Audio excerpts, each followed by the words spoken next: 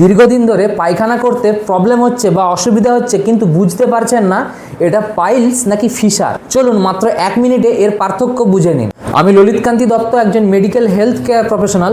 আজ জানাবো পাইলস এবং ফিশারের মধ্যে পার্থক্য কি কি লক্ষণ থাকে এবং কখন অবশ্যই চিন্তার বিষয় হয়ে দাঁড়ায়। প্রথমে জেনে নিন পাইলস কি। পাইলস বা হেমারয়েড হলো মলদ্বারের ভেতরে বা বাইরে থাকা শিরাগুলি যখন ফুলে ওঠে। এর সাধারণত লক্ষণগুলি হলো পায়খানার আগে বা পরে টাটকা রক্ত পড়া, মলদ্বারের বাইরে ছোট্ট ফোলা মাংসপিণ্ড অনুভব করা, প্রতিনিয়ত চুলকানি বা অস্বস্তি হওয়া। এবার অ্যানাল ফিশার কি। ফিশার বা অ্যানাল ফিশার হলো মলদ্বারের ত্বকে ছোট্ট একটি ফাটল। এর সাধারণ লক্ষণগুলি হলো পায়খানার সময় ছুরি দিয়ে কাটার মতো যন্ত্রণা বা তীব্র ব্যথা, পায়খানা করার পরেও 10 থেকে 30 মিনিট অবধি তীব্র ব্যথা এবং জ্বালা পোড়া যন্ত্রণা এবং অল্প পরিমাণে টাটকা রক্ত দেখা যেতে পারে। ভালো করে শুনুন, দুটোর মধ্যে প্রধান পার্থক্য হলো পাইলসে সাধারণত রক্তপাত বেশি হয়, ব্যথা কম বা নাও থাকতে পারে, এবং ফিশারে ব্যথা খুব তীব্র হয় কিন্তু রক্তপাত খুবই অল্প হয়।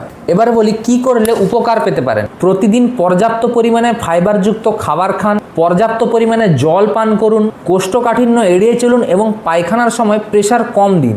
দীর্ঘ সময় মোবাইল নিয়ে বাথরুমে বসে থাকা বন্ধ করুন। যদি দেখেন বারবার রক্তপাত, অসহ্য যন্ত্রণা, জ্বর আসা, বাইরে বড় ফোলা ভাব এবং এগুলো যদি অনেক দিন ধরে চলতে থাকে তাহলে অবশ্যই একজন ভালো জেনারেল সার্জনের সাথে পরামর্শ নিন। পাইলস বা ফিশারের লক্ষণ একই রকম মনে হলেও চিকিৎসা একই রকম নয়, তাই নিজে নিজে ওষুধ না খেয়ে অবশ্যই ডাক্তারবাবুর পরামর্শ নিন এবং সঠিক রোগ নির্ণয় করুন। দৈনন্দিন এমন স্বাস্থ্য তথ্য পেতে অবশ্যই সাবস্ক্রাইব করুন ক্লিনিক্যাল লেন্স, এবং ভিডিওটি যদি ইনফরমেটিভ মনে হয় অবশ্যই একটি লাইক করে ভিডিওটি আপনজনদেরকে শেয়ার করতে ভুলবেন না।